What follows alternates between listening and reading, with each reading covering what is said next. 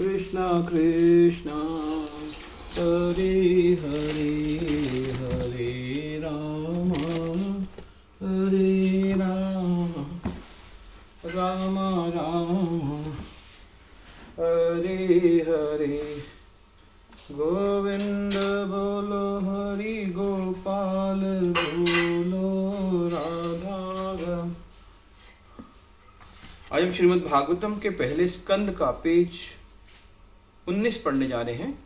परंतु चूंकि प्रत्येक जीवात्मा में जीवित बने रहने की तीव्र आशा होती है, तुम भी इस घर में एक पालतू कुत्ते के समान भीम द्वारा फेंकी जा रही जूठन पर जी रहे हो। ऐसे लोगों की दया पर जीने का क्या लाभ, जिन्हें कुछ समय पूर्व तुमने जलाकर तथा विष देकर मारने का प्रयास किया था। तुम्हारा जीवन अत्यंत निकृष्ट है। न मरने की तुम्हारी इच्छा तथा इस अपमानित जीवन को जारी रखने की आशाओं के बावजूद भी तुम्हारा शरीर एक पुराने वस्त्र की भांति जीर्ण शीर्ण हो जाएगा।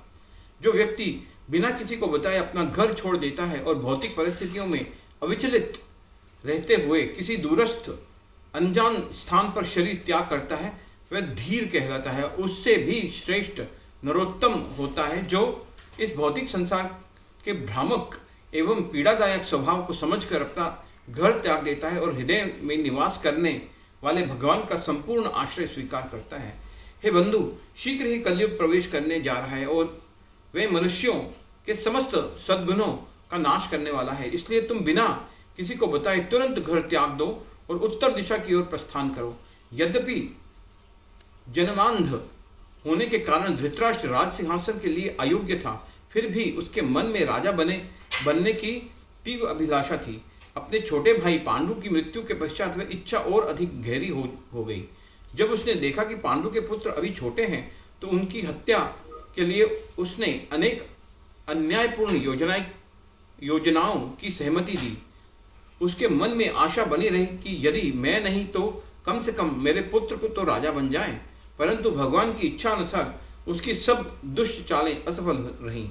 परंतु आज जब उसके सारे 100 पुत्र मारे जा चुके थे, चूंकि महाराज युधिष्ठिर अभी तक उसका सम्मान एक राजा के रूप में किया करते थे, वह उसी मोह में जीता हुआ राजसी ठाट बाट का भोग कर रहा था। परंतु विदुर की शिक्षाएं और तीखे वचनों ने धृतराष्ट्र के अंतर्मन को झकझोर दिया।